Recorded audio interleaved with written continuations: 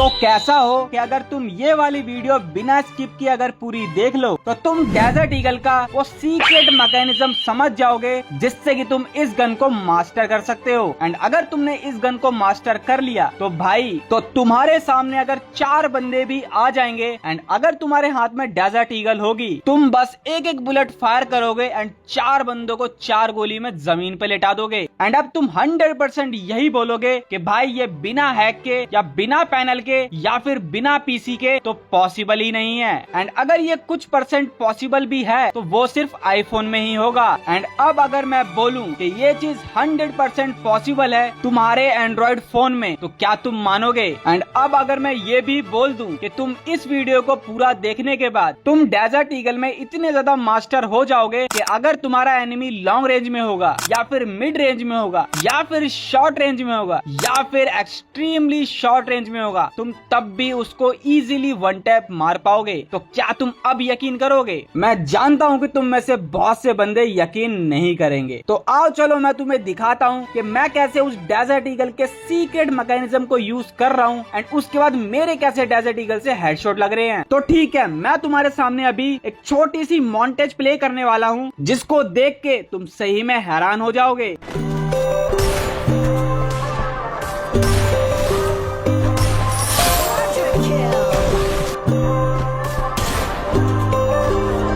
So you wanna go to war with me? You're talking like you think you're royalty. You think that I'm afraid, but I don't break. I heard you question my stability. You think I'll fall just like a guillotine, but I am here to stay. Won't look away. The storm is coming, so you better start running. No, you can't control, feel it in my bones. I'm coming for the and अब इन clips को देखने के बाद तुम बस यही सोच रहे होगे कि काश तुम भी ऐसे हेडशॉट मार पाते। तो मेरे भाइयों, आज की ये वाली वीडियो पूरी देखने के बाद तुम बिल्कुल ऐसे ही हेडशॉट मार पाओगे, क्योंकि आज की इस वीडियो में मैं तुम्हें 4 ऐसे कॉम्बो बताने वाला हूँ जिससे कि तुम एनिमी को लॉन्ग रेंज में, मिड रेंज में एंड शॉर्ट रेंज में एंड एक्सट्रीमली शॉर्ट रेंज में वन टैप मार पाओगे। एंड मैं तुम्हें फ्री फायर के वन टैप मैकेनिज्म के कुछ ऐसे सीक्रेट्स भी बताऊंगा जिसको तुम सीख एंड समझ लेते हो तो भाई तुम यकीन मानो तुम वन टैप के किंग बन सकते हो। एंड मैं तुम्हें कुछ सेटिंग्स भी बताऊंगा जिसको ऑन करना बहुत ज्यादा इम्पोर्टेंट है, क्योंकि अगर तुम उसको ऑन नहीं करते हो तो तुम कभी भी वन टैप मार ही नहीं सकते। तो चलो हम बिना टाइम वेस्ट किए वीडियो करते हैं स्टार्ट। तुम इस वीडियो को 1 लाइक जरूर कर देना एंड कमेंट बॉक्स में जाके इस वीडियो को हाई पॉइंट्स भी जरूर दे देना एंड कमेंट बॉक्स में ही एक प्यारा सा कमेंट कर देना, क्योंकि ये चीजें मुझे बहुत ज्यादा मोटिवेट करती हैं तुम्हें ऐसा ही वैल्यूएबल कंटेंट और देने के लिए। एंड हाँ, चैनल को सब्सक्राइब भी जरूर कर लेना, क्योंकि सब्सक्राइबर बढ़ते देख मुझे बहुत खुशी होती है, क्योंकि मैं तुम्हारे लिए घंटों मेहनत करके इतनी वैल्यूएबल वीडियोस लाता हूँ। तो यार तुम 10 सेकंड लगा के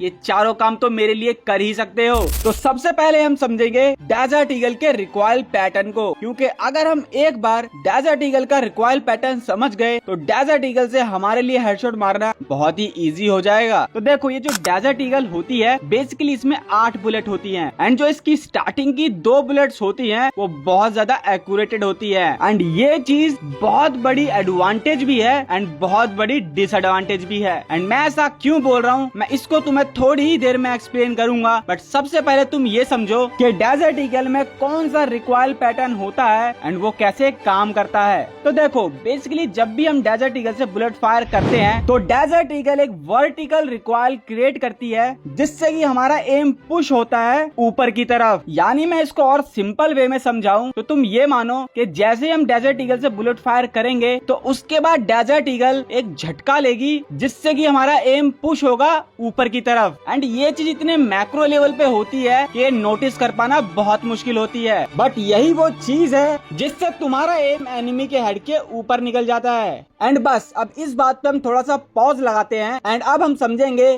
कि मैंने तुम्हें ऐसा क्यों क्यों बोला कि जो डेजर्ट ईगल की फर्स्ट 2 बुलेट होती है वो उसकी बहुत बड़ी एडवांटेज भी है एंड बहुत बड़ी डिसएडवांटेज भी है। तो देखो तुम बेसिकली इसको इस तरीके से समझो, मान लो कि इसमें ये एक बुलेट है एंड ये बुलेट 60% एक्यूरेटेड है। तो जब तुम इस बुलेट को फायर करोगे तो इसके 60% चांस है कि ये बुलेट एनिमी के हेड पे भी लग सकती है एंड इसके 60% ही चांस है कि ये बुलेट एनिमी की बॉडी पे भी लग सकती है। यानी तुम और सिंपल वे में समझो कि अगर तुमने गलती से भी गलत एम रख के गलत ड्रैग कर दिया तो तुम्हारी वो बुलेट 100% एनिमी की बॉडी पे जाके लॉक हो जाएगी। एंड मैं अब 100% क्यों बोल रहा हूँ, क्योंकि अगर तुम मेरे ओल्ड व्यूअर हो तो तुम्हें पता ही होगा कि मैंने तुम्हें एक्सप्लेन किया था कि एनिमी पे एक चेस्ट लॉकर होता है जो कि तुम्हारे एम को ऑटोमेटिकली लॉक करता है एंड इसकी एक अपनी मैग्नेटिक पावर होती है जो कि रेंज के हिसाब से चेंज होती रहती है। एंड अब इस पूरी बातों को तुम वन लाइन में इस तरीके से समझो कि अगर हमने अपनी थंब की स्लो पावर यूज करी तो हमारे एम ऑटोमेटिकली लॉक हो जाएगा एनिमी की बॉडी पे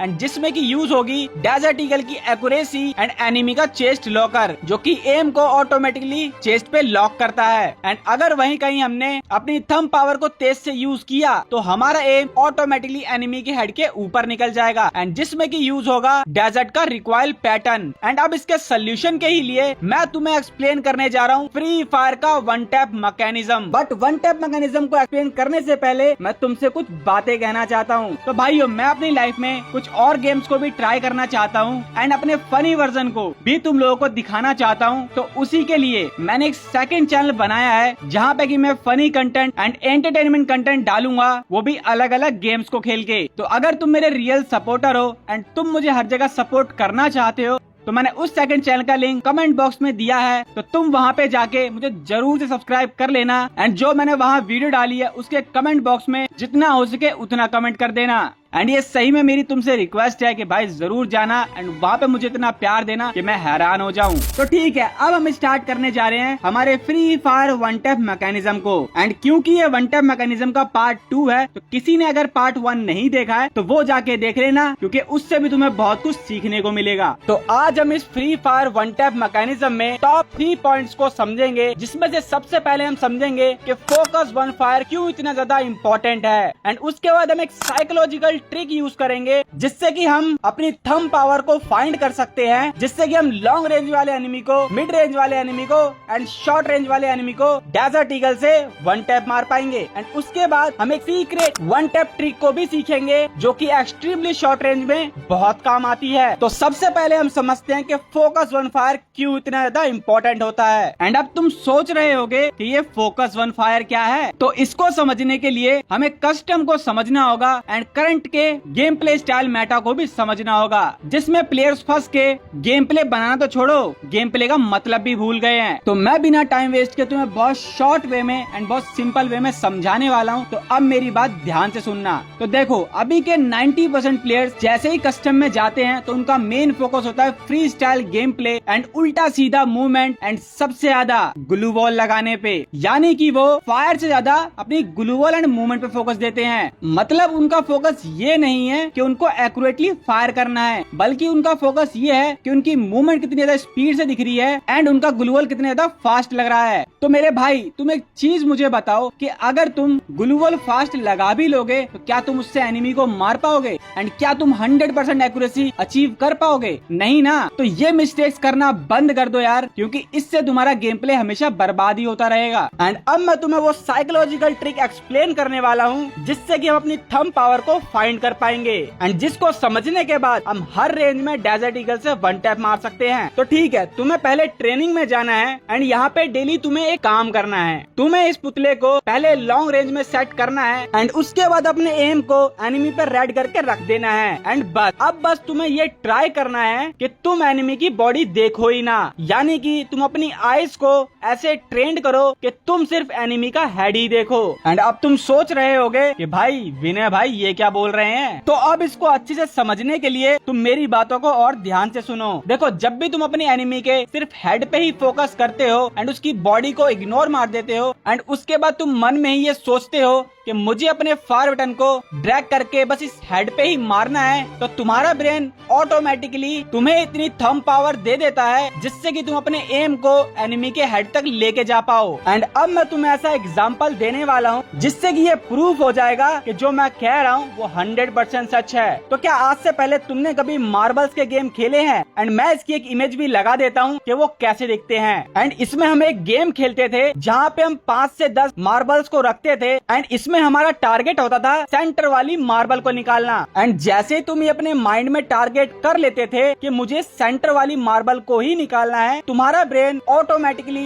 तुम्हें इतनी फिंगर पावर देता था जितनी कि उस मार्बल को निकालने में नीडेड है। एंड अब अगर तुम मेरे इस एग्जांपल से एग्री करते हो तो अब से इसकी प्रैक्टिस चालू कर दो। एंड प्रैक्टिस में तुम्हें क्या करना है कि तुम्हें ट्रेनिंग ग्राउंड में आना है एंड इस पुतले को शॉर्ट रेंज में या मिड रेंज में या फिर लॉन्ग रेंज में सेट करना है। एंड उसके बाद सिर्फ तुम्हें एनिमी के हेड पे ही फोकस करना है एंड ये ट्राई करना है कि तुम एनिमी की बॉडी देखो ही ना। एंड फिर उसके अकॉर्डिंग तुम्हें ड्रैग करने की प्रैक्टिस करनी है। एंड ये सब चीजें तुम्हें 10-10 मिनट करना है। एंड इससे कुछ ही टाइम में तुम अपनी थंब पावर को फाइंड कर लोगे एंड उसकी हैबिट भी बना लोगे जिससे कि तुम किसी भी रेंज में एनिमी को वन टैप मार सकते हो। तो ठीक है, अब हम स्टार्ट करने वाले हैं अपनी इस वीडियो के लास्ट टॉपिक को, जिसमें कि मैं तुम्हें 4 ऐसे कॉम्बो देने वाला हूं जिससे कि तुम चारों ही रेंज में एनिमी को डेजर्ट ईगल से वन टैप मार सकते हो। एंड इसमें ही मैं तुम्हें वो सीक्रेट ट्रिक का ट्यूटोरियल भी दूंगा जिससे कि तुम एक्सट्रीमली क्लोज रेंज में एनिमी को वन टैप मार सकते हो। तो ठीक है, मान लेते कि तुम्हारे अब कोई लॉन्ग रेंज में एनिमी आता है एंड तुम्हारे हाथ में डेजर्ट ईगल है, तो तुम बताओ कि तुम सबसे पहला स्टेप क्या लोगे।